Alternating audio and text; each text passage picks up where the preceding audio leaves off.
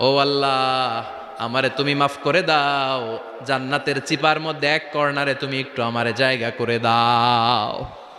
আল্লাহ বলবেন, ওয়াই হাক ইয়াবনা আদম, তোর ধ্বংস হোক হে আদম জাত, মা আগদারাকা, তোর চেয়ে বড় গাদ্দার আমি আমার সৃষ্টিকুলে কাউরে দেখি নাই।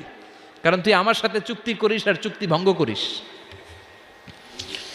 আল্লাহর রহমতের দরিয়ায় তখন জোশ খেলে যাবে।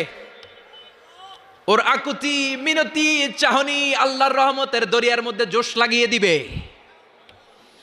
আল্লাহর দয়া হয়ে যাবে, মায়া হয়ে যাবে। আল্লাহ বলবেন, ঠিক আছে জান্নাতে যা।